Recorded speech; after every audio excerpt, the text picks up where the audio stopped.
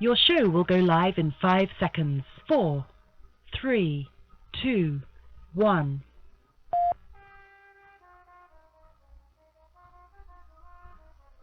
Blog Talk Radio.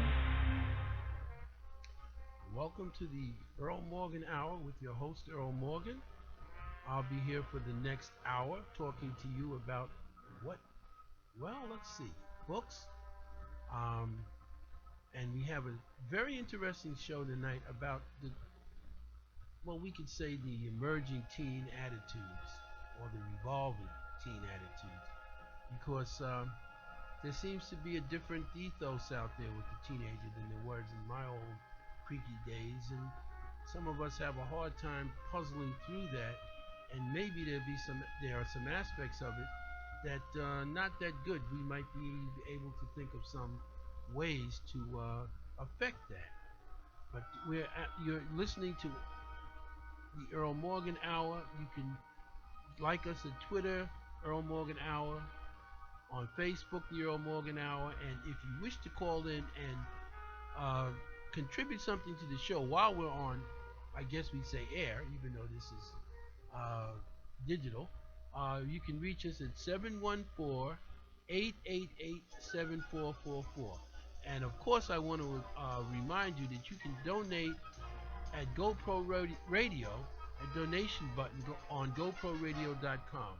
Now that's donate at the donation button on GoProRadio.com on your computer, right at the home page of GoPro Radio Network. All right. What we're going to do tonight, we're going to be talking to Clarence Matthews about his second novella in a trilogy of Jacob's Rite of Passage. And then we have another two guests. We have a full house tonight that will be joining him later on to discuss those attitudes about teen and the evolving teen life of today.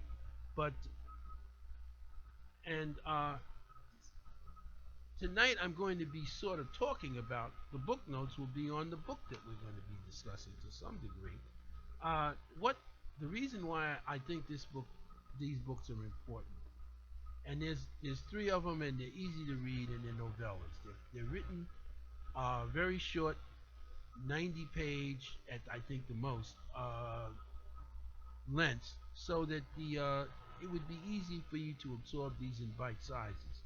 But the interest I have in these books is that Jacob does seem to have a rite of passage. It's not anything as, well, how can I put it, as locked in stone as some other cultures have. It's what we do here, especially in among African Americans. And it's a rite of passage, but it's also just the way we were raised. That's what he's using this as a way to show how we were influenced, what kind of value systems we had, what life was like, and say in the 40s and the 50s when this young man was growing up, which reminds me an awful lot of my own teen years, and some of the trials and tribulations he went through, and what it's like to take that step from being a child to a teenager, which, as you all remember, was a great time and a confusing time all at once, to becoming a male adult or a female adult, and what you're going to do with your life, because you have some decisions you'd like to make or that you would not like to have forced upon you, and how to live a decent adult life. So we're going to be exploring all those issues. We may start from Jacob's beginning as a child, as a baby, and as a mama's boy, and because he was the youngest in the family, he had a older brother. He had a mother and a father, because intact families in the South, and even here where I was raised in the North, were not unusual. They may be a bit more unusual today, but everybody that I knew on my block, almost everybody, had a mother and father, unless they were a widow, and they were raised that. So if we think about that, and we can talk about how the influences on life have changed things for teenagers, some for the good, really, and some, well, questionable things that have happened that maybe we can re-examine. At any rate, that's what we're going to be doing tonight in that segment of the show called the Hot Seat, and we will have a another guest on, Patricia Robinson, an assistant of hers, who works for the Hudson County Urban League of Hudson County. That's the right way to pronounce it, the Urban League of Hudson County, and they work with teenagers. And the reason why I got involved with Patricia Robinson, I got called up to the Urban League one time to talk to some young ladies about something the superintendent of the Jersey City school system had put his foot in, I think. He made a flat statement that the girls were worse than the boys. Well, it set off a firestorm all over the place. Board members were complaining, adults were complaining, people were writing about it. So I went up to talk to these young ladies, and it didn't take long for me to find out life for them was different than it is for us. I'm sure that many of the things that happen, that they see happen to certain families at the time, but I use as a measuring stick in this instance how many people we now have in jail. We have more, the jails are full of black males, and the number of black females in jail is rising. Something is wrong. Something has gone askew. Something is off the track, and we need to really re-examine that and try maybe to find some ways to fix this problem, because if we don't, it threatens to consume the black community and the country in ways that I don't even want to think about. So if you could just stay with us, and like I'm saying, it's now, we're on GoPro Radio, so stay with us on video or audio, whichever. And incidentally, this isn't Nicole. I found out there's something even worse. But if you'll bear with me, I'll try to get through the show with you. And as I was saying, the Clarence Matthews and the publishing company that produces his books is a partnership between him and his daughter, Deneen. And we're going to get into a little bit of what they do, because it's more than just, they didn't write these books just because it was nothing else to do. They're trying to do something very useful in our community and in the business world, and we should give that a try in our community as much and often as we can.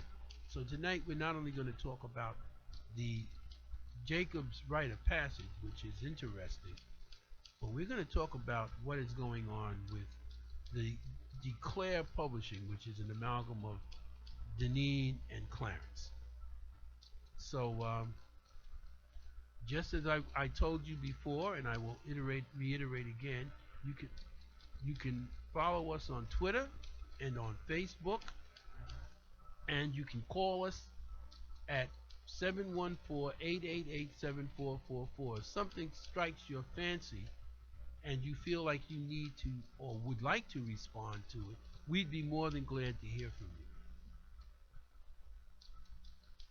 you. And again, you'll follow me on Twitter at Earl Morgan Hour, like me on Facebook at Earl Morgan Hour, and call us in if you wish to, and we hope you do. We welcome participation from our audience at 714-888-7444. Well, we're just a few minutes away from the next segment, or just a few seconds really away from our second part of the show. And I will be talking about something that I've been watching all day, or intermittently all day, concerning the Affordable Care Act. And I think it's an important topic to talk about, because something is going on out there that is really strange. Well, it's not really strange, but it's not unusual. And people are probably spreading stories that aren't true about the Affordable Care Act and what its effect on the country is going to be. I don't buy what they're saying to a large degree. There's information to refute it, but the right wing is saying it loud and loud and loud and louder and louder and louder.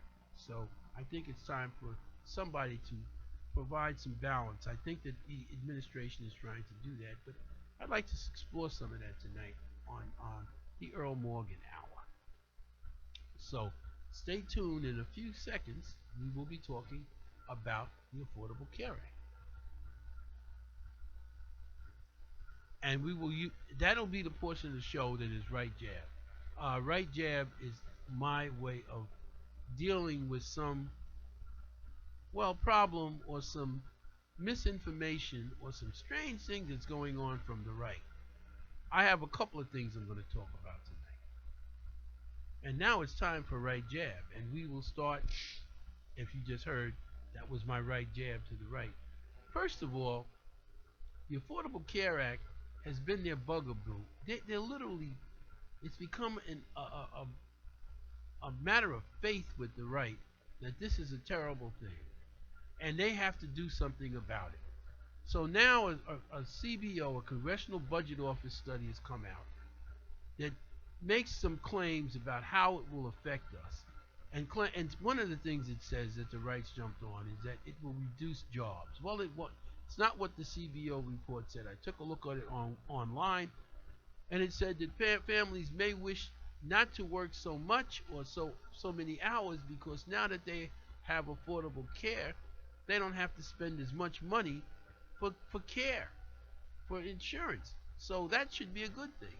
But when you listen to Paul Ryan and some of the others on the right, this is the end of the world. Of course, they've been saying that way before the Affordable Care Act became the law of the land. But the other problem I'm having with it is that if you read the act, and I encourage you to go online and take a look at it, they say people aren't signing up for it. Well, they are signing up for it, and millions have gotten the insurance, and they keep saying that they want to repeal the law, but they don't really seem to have anything to put in its place. There are 11 million people with no insurance. This would give them some insurance. But their act of faith is that somehow this act violates their rights. I just don't understand that. I don't know what they're talking about. Eludes me. Why would the fact that we're trying to help 11 million people get health care so that they can stay healthy, not only that, but people in this country, believe it, die because there's a lack of health care? That's crazy. That doesn't make any sense. We are also the only developed country in the world, maybe even among the more emerging developed countries, where this is true. Everyone in Europe and France, even in Asia, has health care. Why is it that we can't have it? We keep blasting across the world. We're the greatest country in the world, but how can we be the greatest country in the world with this problem on our back? Everyone has figured out how to do it, not necessarily always single payer, which means the government would pay it, but by having a system where even if it's in private insurance companies, the way of Barack Obama's Obamacare or Affordable Care works, the same thing. The insurance companies are involved. Nobody's getting thrown out of business here. If anything, the insurance companies will probably profit from it because more people will be buying insurance from them. The other thing that bothers me is that they're saying that the premiums will go up. Well, what the Obamacare program will do, if there's a short-term spike in premiums, they will cover that. The government will cover it. When those premiums go down and more people are involved in the program, not only will the premium stabilize, but the insurance companies have to return it. So that is my right jab for the night. That and the fact that very quickly the General Mills put on a commercial during the Super Bowl with an interracial family, which drove everybody crazy. It was about Cheerios. Well, they were brave enough not only to weather that storm, but during the Super Bowl to have air another commercial with the same family that was so wonderful. And how anybody could be against that cute little child that's playing the interracial child in that is beyond me. No matter how she got to be on Earth. So if you'll just stand by with me, we'll be going into our next segment in just a matter of seconds. You're listening to Sketches of Spain. That's one of my Miles Davis, one of my favorites. I can listen to Miles all day if somebody would let me, if I wasn't so busy. And you can reach us on Twitter at the Earl Morgan Hour and on Facebook at the Earl Morgan Hour. And you can call us at our number 774. What is that number, Ayana, again? Just in case I forget in my old age. 714-888-7444. Please, if you feel like you're moved by something, call us and let us know.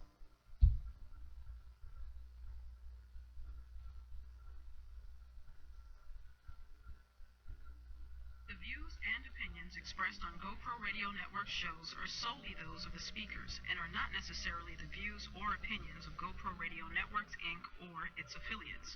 These broadcasts are provided on the understanding that they do not constitute professional advice or services.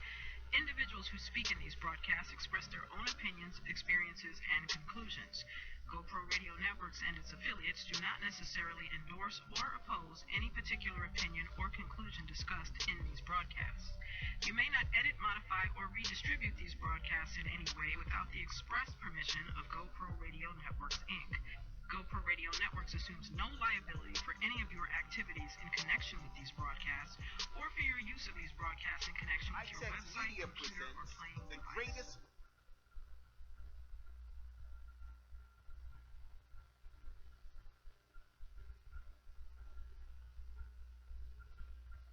We're back in the Earl Morgan Hour, and you can follow me on Twitter at the Earl Morgan Hour and on Facebook at the Earl Morgan Hour.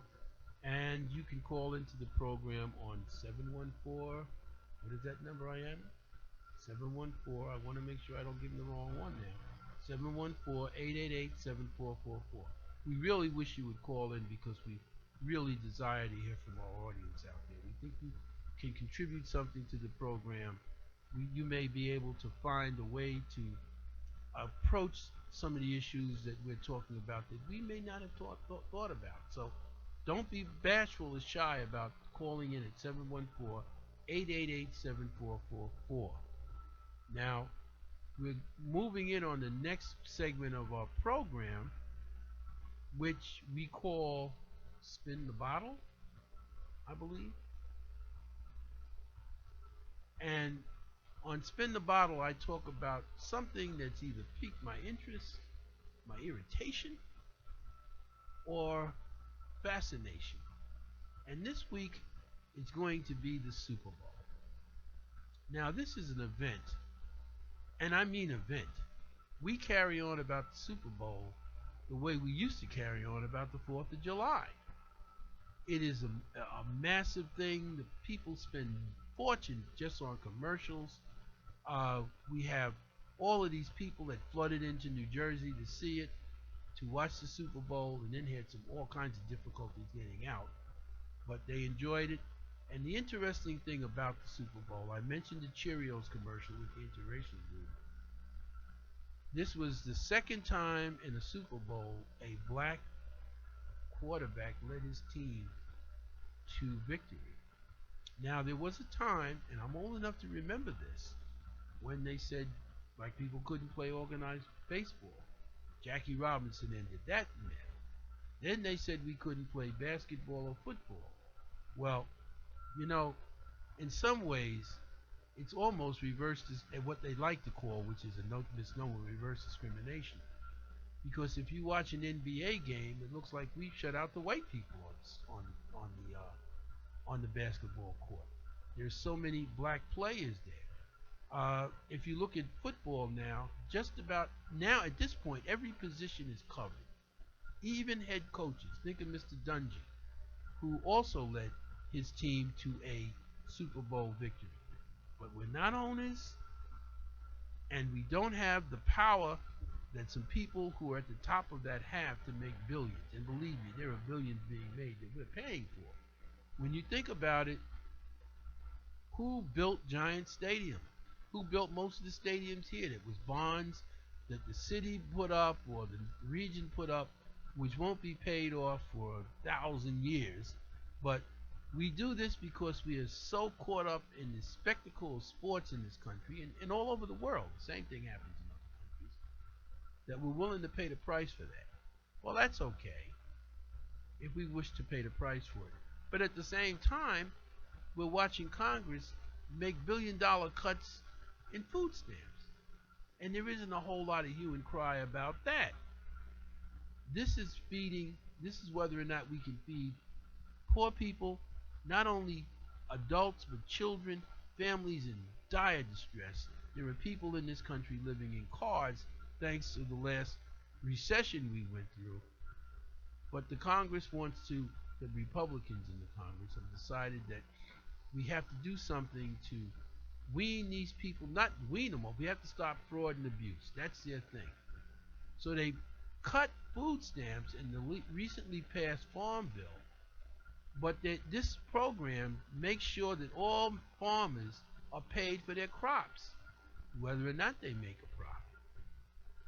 And some of the people who voted for cutting the food stamps are farmers in Congress, especially in the House of Representatives, who are millionaires because of these crop subsidies, and they have the nerve to cut the money for food stamp recipients in a time when this country is in trouble with unemployment climbing through the roof. If it's 11 to 12% nationally among African Americans, it's double digit. They're struggling and they want to cut those. That's very hard to understand.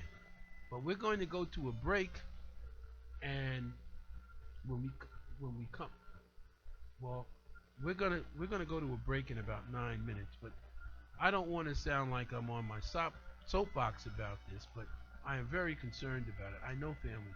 Let me tell you a little story about families in need and families who don't know what good nutrition is anymore. I happened to be in an organization many years ago. We had a breakfast and lunch program. And we saw children who didn't know what celery and parsley were, what these things were. They never saw them. A school teacher friend of mine took a group of students out and they had lunch. And during the lunch, one of the kids remarked, because they had wild rice, that she couldn't eat the wild rice because there were roaches in it. Well, they were flecks of wild rice. She had actually never laid eyes on wild rice. Recently, I talked to somebody in my neighborhood where we have a garden who gave a basket of string beans to a person because she knew that she had a lot of children and she wanted to help. The young lady actually said to her, "Well, what are these?" She didn't know what string beans were. What people are eating when they eat is McDonald's, Wendy's, you name it. Now, I don't say that there's anything wrong with that. Hey, I like my Big Mac every now and then like everybody else. But you can't live on a diet like that without having all kinds of problems with your health, obesity, heart diseases. And it's a shame that we in this country haven't done more to do it. I have to take my hat off to the First Lady, because she is really working hard on this and is actually taking criticism because she's saying we should eat healthy. Some Republicans, among them, the one-time governor of Alaska, Sarah Palin, who sometimes makes me think she's completely off her rocker, was just castigating the First Lady against telling us what to eat. Well, if you go to your doctor, he's going to tell you the same thing. At my age, the first thing the doctor told me when I had a certain illness is, you have to cut this, and this out. Now, of course, I could have ignored the doctor, and I doubt if there'd be an Earl Morgan hour right now. And he was not a government official. Now, we have this going on. At the same time, we have some more courage from the corporate realm, because CVS drugstores just announced today they are not any longer selling cigarettes and tobacco. Now, they're going to forfeit billions of dollars because they're not selling cigarettes. I'm not so sure that this will cure a lot of people from using tobacco products because they'll go and get them somewhere else. But for CVS to say, look, we can't be a pharmacy and tell people they have to be healthy and be hypocritical by selling them tobacco products. That type of idealism is very, very rare today. It's like the people at General Mills with the Cheerios. There were so many complaints about that commercial that you probably saw with the young lady who put all the Cheerios on her father's chest. She thought that would help him his heart issue. Uh, the same thing can be said there. Cheerios took the heat. Oh, they got some terrible things on their Facebook. I took a look at some of them. It was bigots holiday there until there was a backlash to their backlash. We are not the country we used to be, and Barack Obama is being elected not once but twice. This pretty much confirms that. But we still have this sizable chunk of the American populace who hasn't changed their attitudes, who haven't changed their attitudes, who still have a way of thinking that's, we could say, retro or just plain wrong.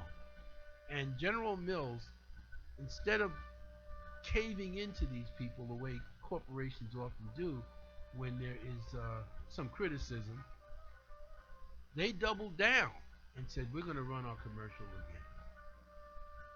These kinds of things on the side of corporations are very laudable, plausible, plauditable things because they're doing something to right some wrong. And considering the money they're making these days, I mean, corporate profits are off the hook. They are not. It's not that they can't afford to do this; they just don't want to take some of these steps, hire people, or worry about our health problems and whatnot. It's a very, very healthy, for me, a very, very good and healthy development that they're beginning to have a conscience about this, because the American public deserves better than it's been getting, and the corporations are. They were talking for a while today, since I'm into this particular part of the program, about the subsidies going to corporations. Some of these Exxon Mobil is the richest company in the history of the world. They're making money like crazy. So why are we subsidizing them? We are giving them subsidies while we're telling poor people with nothing to eat that they have to tighten their belt a little bit more. And that's just an antithetical thing. You can't continue to walk around the world, tell everybody that and just scream this from the rooftops, we're the richest, we're the best country in the world, if you're not willing to take the poorest people in your country and make sure that they're taken care of. I'm not talking about freeloading. I'm talking about the fact that there are hungry children in this country, here, right now. And how would you like it if you were home one night and there was nothing to eat and your child said, Daddy or Mommy, I'm hungry? That could drive people to do some terrible things. I think we have to start thinking about that, and I know that my little plaints about it here on the Earl Morgan Hour, even though I've got a vast audience, may not change that. But it's something to think about. Maybe you should call your congressman or your senator and tell him or her that you would like to see some of these things corrected. Though there are parts of this country where I don't know what you could say. I mean, there are people who get up on television every day from, I have to say it, the right, and complain that the American public doesn't like this and that. Well, if the American public didn't like Obamacare, didn't like him trying to deal with these issues with the poor, he wouldn't be president of the United States twice. I hope that this will trigger some action out there from you listeners. It doesn't take much to call a congressman or a senator. You can do it by email now, and let them know what you think. Believe me, it makes a difference. If they hear from 12 or 14 constituents, it gives them something to think about. And that is, as far as it goes, my spin the bottle. for most of what tonight. I hope that you've learned something, or that I've imparted some thoughtful information. Now you can. This is the Earl Morgan Hour. You can follow me on Twitter at the Earl Morgan Hour, and you can like me on Facebook at the Earl Morgan Hour. And if you wish to say anything at all, agree, disagree with what I've said here tonight, you can call us at 714-888-7444. We'll be more than glad to take your call, pro or con. And that's about it. So we're going to go out, and we come back. We're going to be the hot seat segment of our program will continue, and believe me, it will be interesting. We'll be right back. Opportunity. If you have a product or a service, a talent, or something important to say, now's your chance to have your very own radio show. Whether you're just starting out, a veteran looking for a professional platform to enhance your presentation, the GoPro Radio Network is the premier place to cultivate and share new and exciting content. We'll help you to grow your audience and keep it growing long after your first broadcast. Now you have a voice. Call 212-696-8562 today, or visit www.goproradio.com, and you'll be amazed at how easy and affordable it is to have your very own show on the fastest growing network in the galaxy. GoPro Radio Network. Listen to the voices in your head.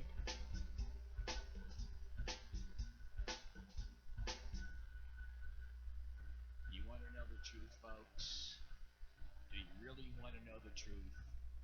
Well, perhaps you can't handle the truth. But if you can listen to GoPro Radio. Tune in at www.goproradio.com. Now, have I made myself clear? GoPro Radio Network. Listen to the voices in your head. I know I do. GoPro Radio, the fastest growing network in the galaxy, is leaner and meaner with a new attitude, new technology, and a brand new lineup. Tune in and get wired every Wednesday, starting at 5 p.m. Eastern with the BCS Experience featuring Byron C. Saunders, formerly of New York City's WBAI. Then at 6 p.m., it's the Black Agenda TV Express featuring sought-out political commentator Glenn Ford, formerly of America's Black Forum. Then at 8 p.m., it's time for Kay Thompson Live, with the legendary radio host Kay Thompson of Inner City Broadcasting's WLIB, and her son, renowned actor Eric Payne, who starred in such films as Spike Lee's Do the Right Thing, Drop Squad, and many more.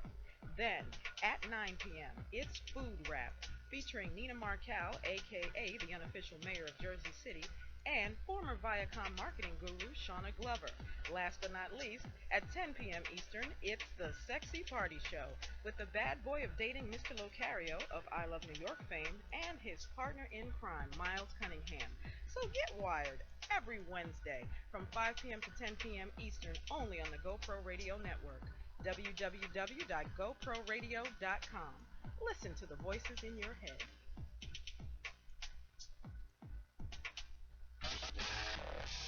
You're listening to content developed by the GoPro Radio Network, the fastest growing network in the galaxy. GoPro Radio Network. Listen to the voices in your head. All right, we're back. And this is the Earl Morgan Hour with Earl Morgan. Follow me on Twitter at the Earl Morgan Hour. Like me on Facebook at the Earl Morgan Hour. And anyone out there who would like to comment on something that was said tonight, whether pro or con, you may agree, you may disagree, but you can call us at 744-888-7444. We have a full house here tonight.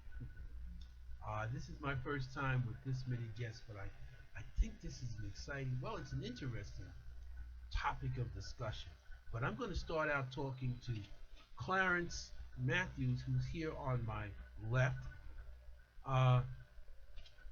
And this is the portion of the show we call the hot seat, so I will be asking, I hope, some provocative questions that my guests can respond to. But the Team Jacob is the second novella, and this is what it looks like. This is Team Jacob, written by Clarence Matthews.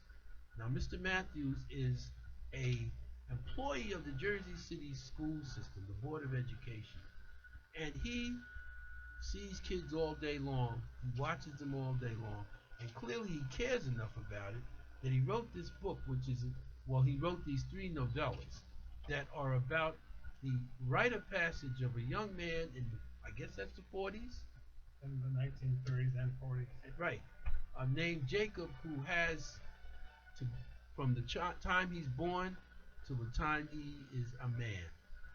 Now, I read 2 of these books. I'm intrigued by them. They're easy to read. They're written for children, I think, actually teenagers and young people.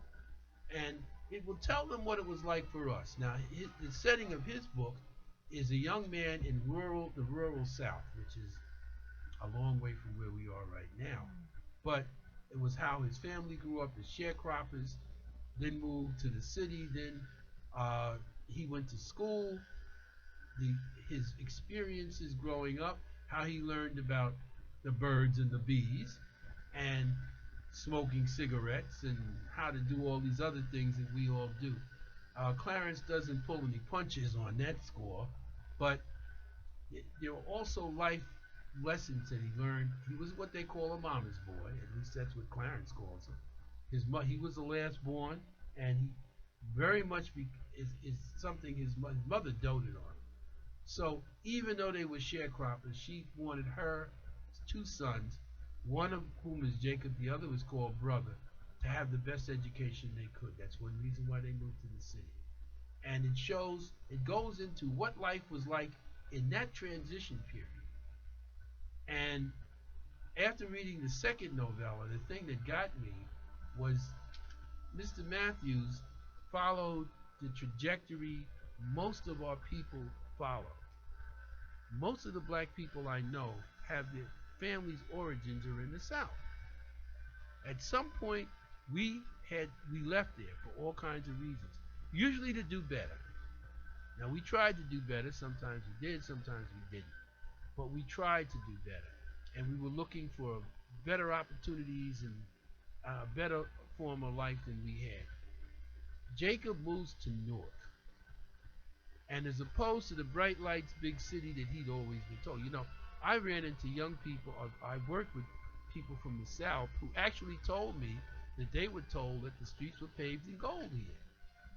And I told them, oh no, the only gold you might find is in somebody's mouth around here. But his first disillusionment was when he leaves the Penn Station and takes a bus ride and sees the dirt and the filth in Newark, and he's a little bit nonplussed by this. Wait, this isn't what I was told was going to happen. And then we are able to explore how he adjusted and adapted to life, at least till he got to be 21. Now, after that is the third novella, Jacob is a Man. And I got to tell you, I've got all 3 books. I don't want to get ahead of myself and read them.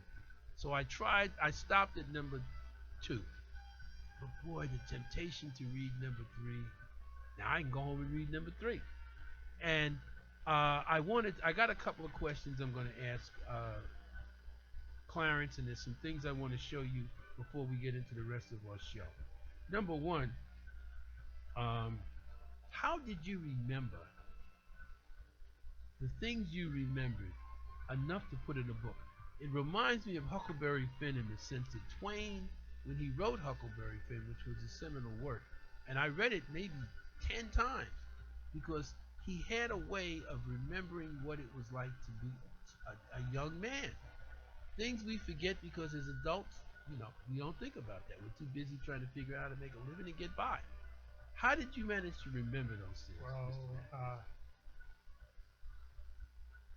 when you reach a certain age, you can remember things. Now, I can remember when I was 4 or 5 years old, and most of the time now I can't remember what I had for breakfast 2 days ago. So that says that for me too. I guess the brain is kind of like a computer. It gets overloaded, and it's loaded with things from the past, and that's what I wanted to share in the book, what happened in the past. Well, why this book and this subject? Why did you pick this to write about? I picked that because I really want the young people to know from where they came, to know about their history and the price that their families paid for them to get to where they are. And I work in the school system, and I see the children, and I see and I see the parents, and I get a chance to talk to them.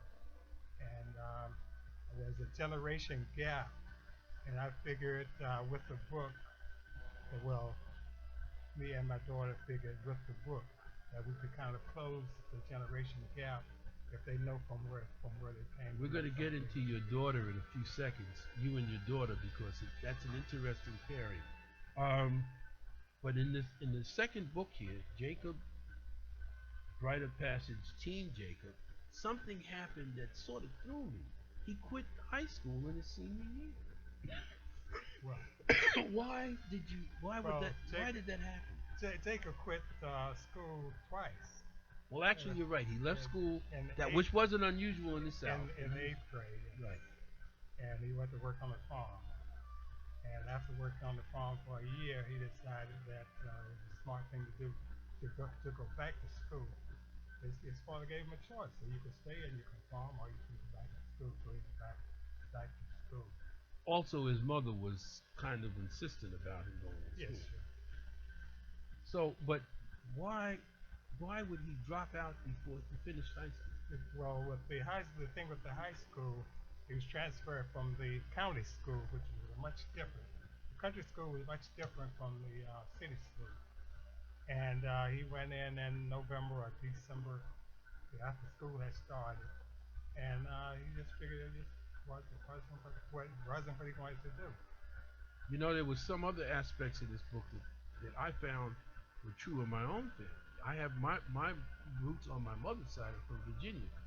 She came from a town called South Boston. I'm amazed at how many people in my city came from the same city she did. And when I went down there one year when I was a teenager, one of my relatives, one of my brothers, one of my cousins was working in a tobacco farm in Connecticut. You have Jacob working in a tobacco farm here. And the other thing that gets me about this is just subtlety in handling the race issue. Now, we all know what it was like in the South, at least at this point. I hope everybody knows. It was tough if you were black in the South. It ain't no bed of roses, or how did Langston Hughes put it? It ain't no crystal stair right now. But why, what is the question? Why did you have these people moving the way they did from the truck farm, which is what they also call sharecropping, Yes. to the city or to a better situation, and then Jacob takes his next step. But he comes into these. Well, you know, if you're a teenager, it's a confusing side. It's a great time of life, but it can be awfully confusing. And Jacob has his ups and downs with the girls and gets involved with a woman who is married. That was one of the turns in the book that shocked me. Why? You're asking me about the character, right? Yes. Brenda was her name. All right. Very well done. What really happened now? So going back to the beginning, Jacob's brother was his mentor, and Jacob would follow his brother and his older cousin, who was 4 years older than him, wherever they went, and his brother would kind of keep them in line. Now, he had lost a brother at this point. He had lost his brother. His brother got into service and was killed in Korea, and now he's on his own. And some stumbles occur. and being a mama's boy, the older woman, the older girl. I never thought of that aspect of it. That's interesting. He was a mama's boy, so he kind of comes to the older. Well, Brenda broke his heart. I won't go into it because I want you people to read it, but there are some twists and turns in this book that are very, very interesting. They're easy to read. They were written really for the teens of today to read. And as an adult, I recognize the value of it because I've been there before. But I think they'd all like to read it too. Uh, we are going to be taking a break, but after we take this break, I want to get into the issue that we came here tonight to discuss: the emerging uh, issues of teen life in today's world in this country. Before we go to that, I'm going to remind you once more to follow me on Twitter at the Earl Morgan Hour, like me on Facebook at the Earl Morgan Hour, and also phone in at 714-888-7444. That's our line here. We'll put you on the air, and you can air your opinion, and we'd like to hear from you. And maybe you can offer something of value, even if you don't agree with us. We'd like to hear why you don't agree with us. Also, we'd like to get the donations from our people out there in GoPro Radio land. To donate, go to the button at the GoProRadio.com website, and if you can, and at the home page, and if you can, whatever contribution you can make, we would appreciate, because it's going to be put to a good purpose to keep GoPro Radio and the kinds of things we're trying to do on the air. All right? And we'll be right back.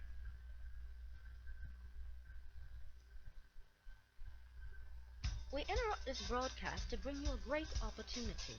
If you have a product or service, a talent or something important to say, now's your chance to have your own radio show.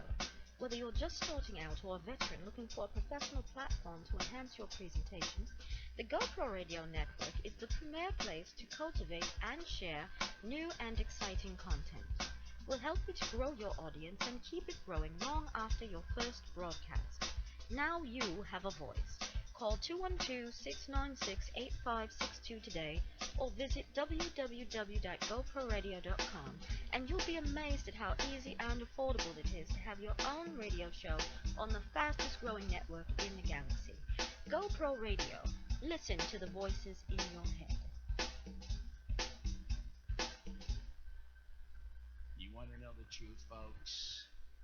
Do you really want to know the truth? Well, perhaps you can't handle the truth.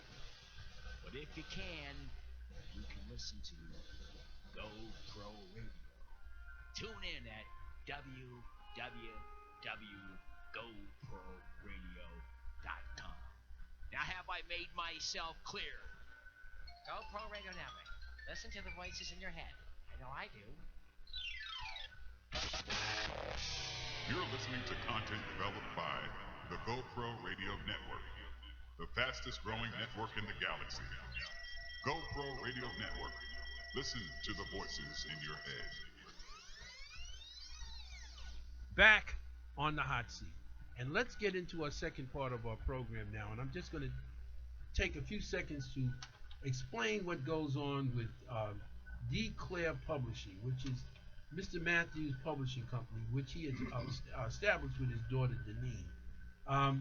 They not only have these books, but they have a whole other program where they have a coloring book, and they're also offering these books, and you can explain this better than I can, I think, that they're offering to the public. And tell me what that's about, please. Well, we're offering it to organizations, nonprofit organizations, churches, especially the ones with the youth group, and where they can take orders for the book, and they make a profit. Now, you will get the book a couple of weeks after you take the order. Now, this is not an idea that we invented. We borrowed it from the Girl Scouts with the Girl Scout cookies, and the Catholic schools where my children attended. They would come home with a list of things that you could purchase, and my wife and I would take it to work with us, and we would sell and make a profit. So we want to share this with the public. We want to share this with the community. All right, now I'm going to go from here into the subject that we're here tonight about, and I want to ask Patricia Robinson and Nicole Jordan, especially Patricia first. We met when I came up to the Urban League to talk to some girls that you had assembled about something that they didn't like that the superintendent said. I came away kind of changed about the attitudes that I heard from them. Can you tell me what you're seeing from the teenagers that you deal with? And Nicole, you chime in. What are you seeing that's different? From the perspective of different from Than my generation. Than our generation. Okay, I'm seeing that the images that they're presented with are very different than the images that I had in my generation. Their images are very sexualized. They're not hopeful for females. They don't lead our kids to aspire. Our kids want to be other people. They want to grow up and be Beyonce. They want to grow up and be Beyonce in drunken love. You know, not that they want to grow up and be a musician, or I want to grow up and learn how to play an instrument, or be a doctor, It's I want to grow up and be this image that I have bought into in terms of what's the best thing to be. And I think that's very, very different. And it's very frightening, particularly since our young people are growing up at a time. And there's a quote on my wall from Earl Graves that says that they are growing up, young people today are growing up in a time of constant change, and constant knowledge. They're living in an information age. They are ill prepared to really be involved and be successful in that information age. Because they're just their minds are just forming. Their minds are just forming, and they have not necessarily been educated or taught to be independent thinkers or to be creative thinkers and critical thinkers. And this economy, this society that they're growing up in is really based on critical thinking. And they're not being introduced to be a member of this society. Nicole, I want you to chime in because you look like a teenager to me. Oh, do but yes, you do. Really, I'm serious. I'm looking at you thinking, wow, Pat, what a teenager was. Well, thank you very much for that. Ms. Robinson hit on a lot of things that I was thinking. I think a lot of the youth, they look at the images that they see on TV and they do want to be that. A lot of them, they don't have school or college as a future plan. You know, a lot of them we have to actually push or, introduce it to them, because a lot of them, they're not introduced to college.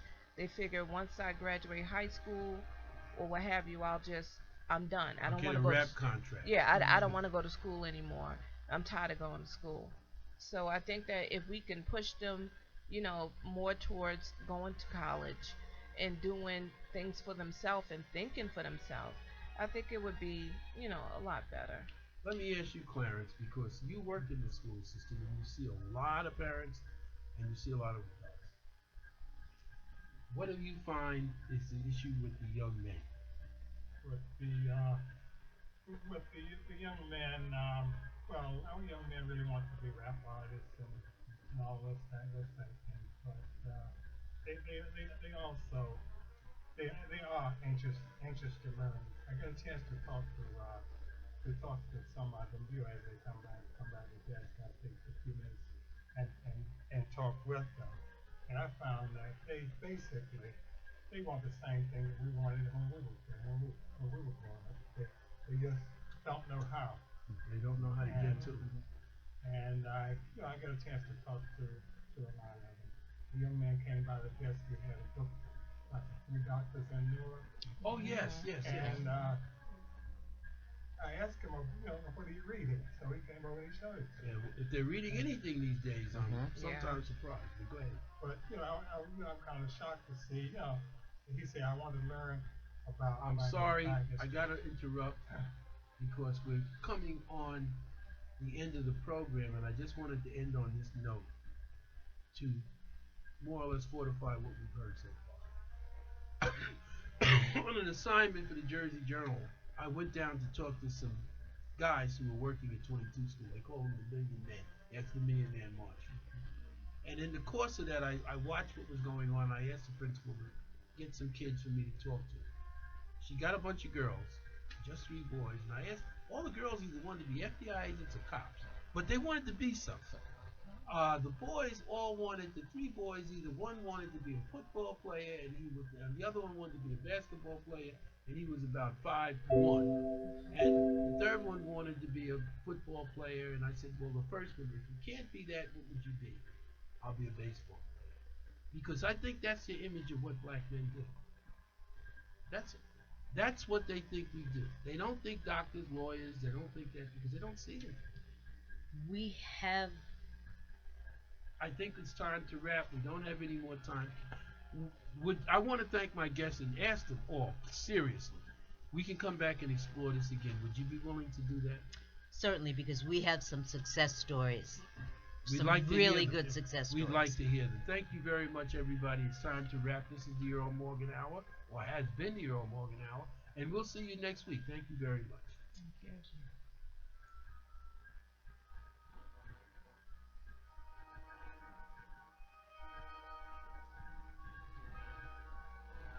Thank you for using Blog Talk Radio. Goodbye.